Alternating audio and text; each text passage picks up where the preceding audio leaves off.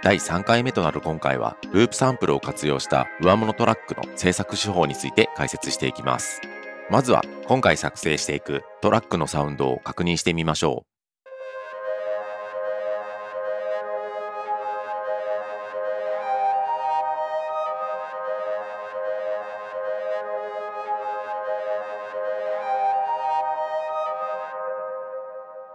一見シンセで作られたようなサウンドですが、これはオーディオのループサンプルをサンプラーへと取り込んで加工したサウンドとなります。オーディオのループサンプルを用いることで生楽器のリアルなニュアンスを取り入れることができるほか、サンプルを切り刻むチョップ手法が使用できるという利点があります。これらのテクニックは特にヒップホップ、エレクトロで頻繁に使用されます。今回もこのトラックを一から作成していきたいと思います。まずはじめに使用するサンプルを選択していきましょう。今回使用したサンプルは Cubase 10から追加されているヒップホップボールトのサンプルを使用します。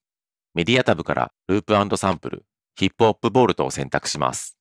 この中のトラップシンセループ A162 というサウンド。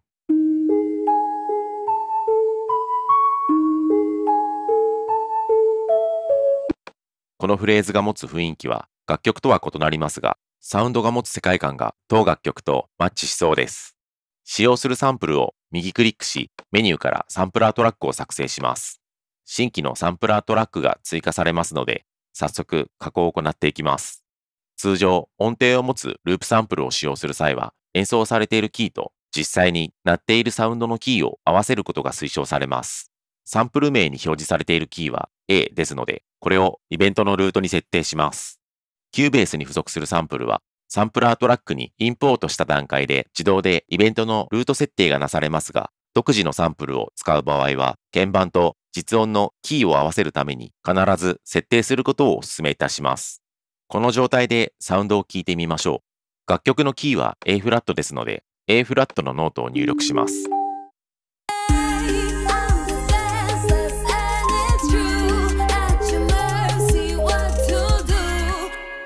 どこかキーがずれている印象に感じられます。これはサンプルのキーと楽曲のキーが合っているものの、サンプルで演奏されているフレーズの内容が楽曲のコードと相性が良くないため、このような違和感が感じられます。これを解消するためには、サンプルの中から楽曲のコードと相性が良い部分を選択していく必要があります。サンプルの後半部分が比較的楽曲にマッチしているように感じられましたので、こちらの再生開始ポイントを動かし、使用したい箇所のみを範囲選択していきます。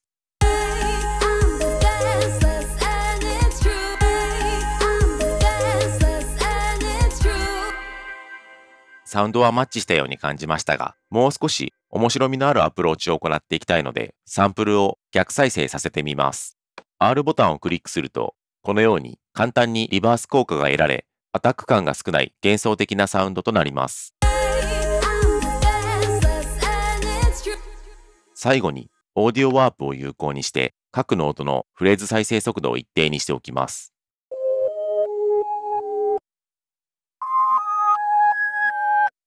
これでサウンドの完成です。ここからフレーズを入力してみましょう。フレーズの冒頭を繰り返し鳴らすような形でパターンを入力し、最後の1小節のみフレーズに変化が出るように5度上にピッチを上げていきます。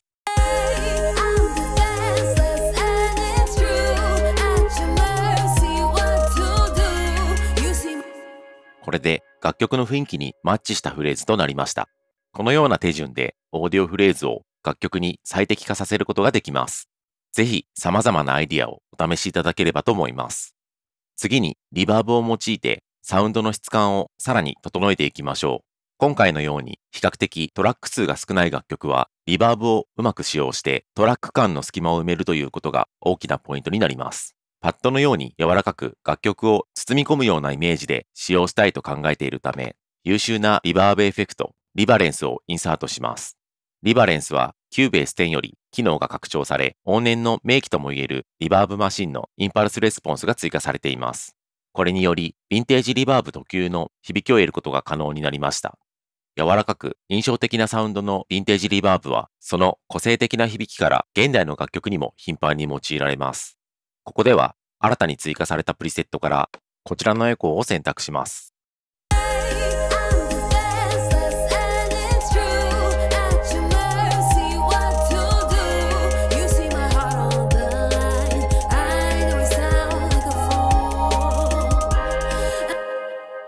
元のサウンドの印象が大きく変わり、柔らかで広がりのあるサウンドに変化したことがお分かりいただけるかと思います。リッチで厚みのあるサウンドを印象づけることができるテクニックとなりますので、ぜひ楽曲制作に取り入れてみてください。次回は Cubase 10でアップデートされたピッチタイミング補正機能バリオーディオ3の新機能を活用したボーカルのピッチ補正について解説していきます。動画が参考になりましたらグッドボタン、チャンネル登録もお願いします。ご視聴ありがとうございました。